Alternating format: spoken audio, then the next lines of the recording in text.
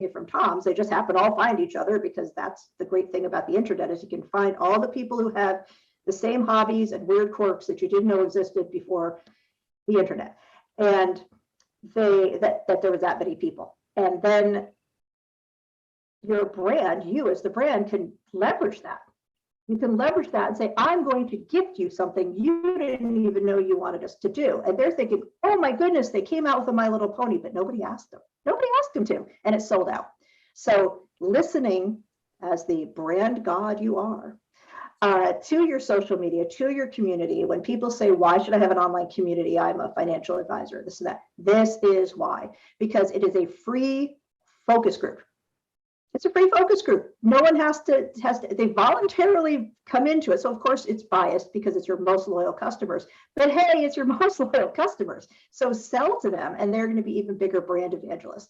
Those are going to be your, again, just beating the dead horse in this analogy, those are your priests and your priestesses. Those are your monks. Those are the people who are going to evangelize your brand and tell other people they can give you what you want in a comfortable casual shoe, which is going to change your life. So that's very important. That was a very important part of it. Hey, so I want to underscore what you just said, because whoever the company was who hired, someone to monitor the social media thread and see what's going on out there that they might not pick up. What a smart person who said, I wonder what I'm not picking up, and let's hire someone who can, have a pair of eyes and ears to pick up what I'm not picking up. And also, it just underscores, and again, yeah, I've been around for a couple of generations of marketing. The speed of marketing today is, now it's instant. It's literally instant. You come up with something, it hits social media. If it becomes a meme, it's instant. That Super Bowl commercial, and I'm at fault because I don't remember the name of the advertiser, but the NFT or whatever advertiser who just put up his I've already forgot who it was, but yes, everybody else who watches. I don't watch football or the Super Bowl, so. He just put up his scannable code. Those on YouTube in a little while, but yes, I've also forgotten. Yeah, he gets 22 million. You guys all know, right? Everyone listening knows what we're talking about. Okay. Coinbase probably, but whatever. But yes. Yeah, and I'm not the target market, but again, it's just underscoring how quickly things move now. And that's something that we all need to be mindful of. And I think that you just brought up a wonderful example. I appreciate it. Yeah, that's community managers and branding is done by all the big companies. So the small companies should be doing at least a little bit. If you can put aside 30 minutes to start scrolling through things, not just worrying about negative comments or thanking people for reviews, but actually looking at what they might be talking about in your community, if you've got an area to do that and you've got an engaged place, and then you have more to talk about with them. You can say, oh my goodness, we love My Little Pony too. And by the way, we're going to bring out a shoe. You're going to have people all over your thread. That's going to help your algorithm, etc. So just having that ability to engage with them, to have that communication is another lesson we can learn from the idea of having a personal relationship with whatever deity of your choice, whether it's a casual, comfortable shoe, or whether it's Bluetooth, or whether it's an actual, God of any religion. Having that engagement fills something in our brain that we need. We need that need fulfilled to have that engagement with somebody we can trust that's giving us our products, as we're not, going out and making everything ourselves. So that's very, very important thing to remember in relation to the relationship to that. And that's why this book is so interesting, because it's something that it gives you a new way of looking at it. It really gives you a new way of looking at it. And I've got another thing, March, here I'm going to say really quickly. When you're talking about those and follows in that chapter, it says, I suspect you will not choose a Betty Crocker or a Starbucks logo to put on your car. Few of us wish to drive a box of brownies or a Frappuccino. And then you go on to talk about how Ford has Eddie Bauer, et cetera.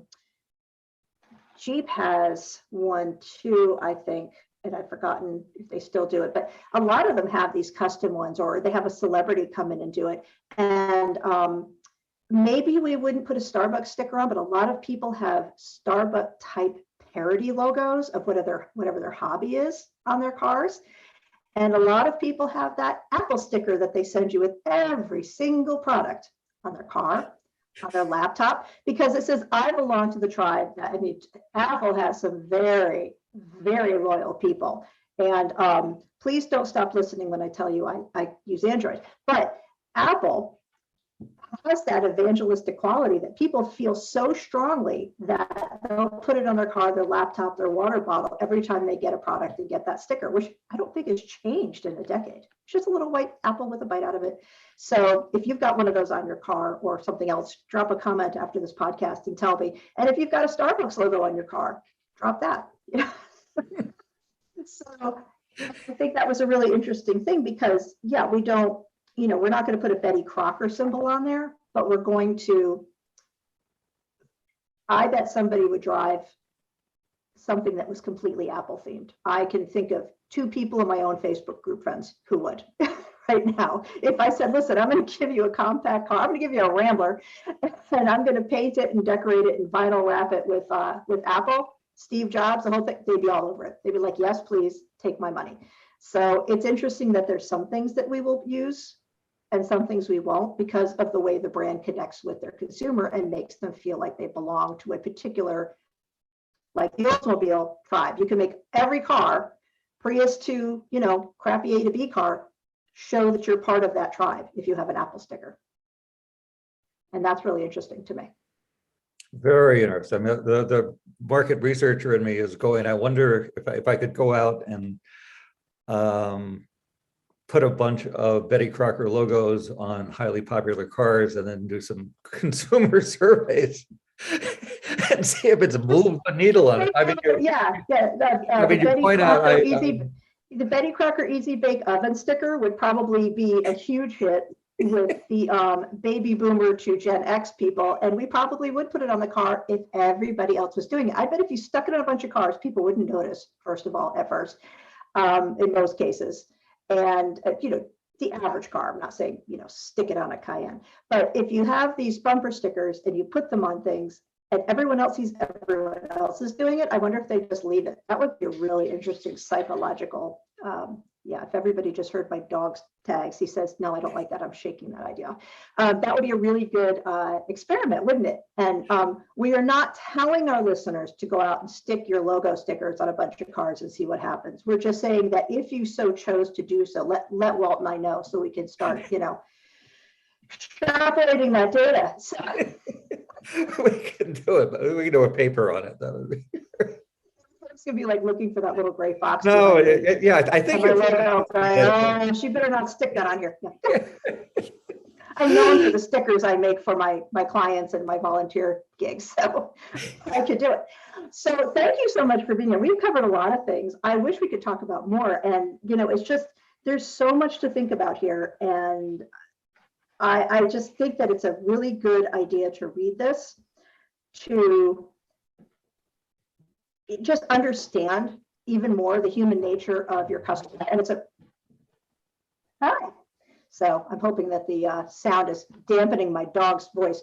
So I think that it's really, really a good way to give yourself just another way to look at it, another perspective. And it's a fun way. I've really enjoyed reading this. As I told Walt, I was trying to read the whole thing before I spoke to him. He kindly sent me something.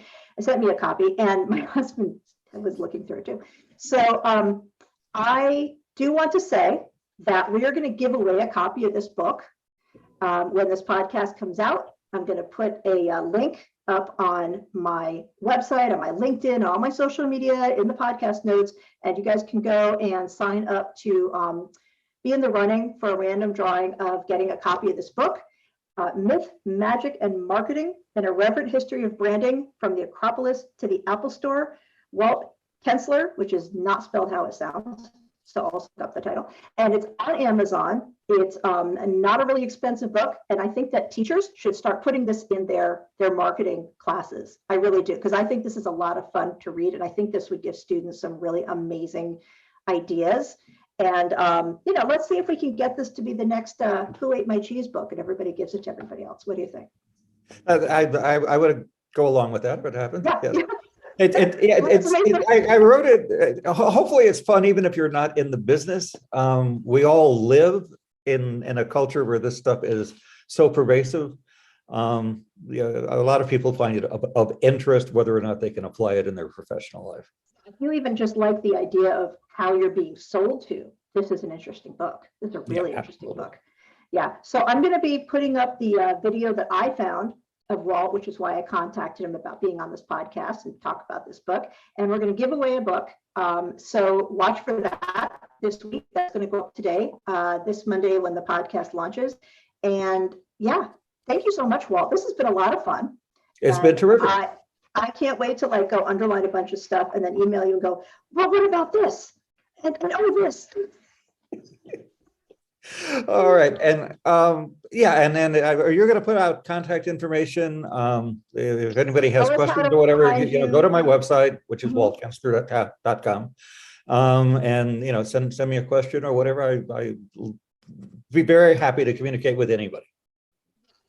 He's on LinkedIn. And also, you're going to be possibly coming up in a TV show. You said there was a speculative show for streaming that they asked you to be the brand historian on. And so hopefully that's going to go forward and we're going to see you on that as well. I know you can't tell me what it is yet, but if that is, once that does get a green light, if that goes up, definitely let me know and I will share that as well. We will absolutely let you know. Okay. All right. Well, thank you so much. It's been a wonderful morning here. I really appreciate it.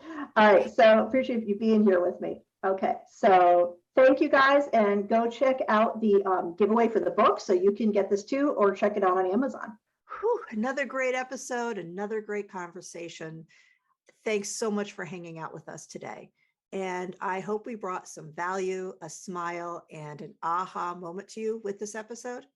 If you head over to my website, LizaSivekMarketing.com, you can also join me at my next workshop, How to Make Your Marketing Do More in Less Time, geared toward six-figure business owners, or those who want to be, who want to show up higher in Google results and get more marketing bang for their buck.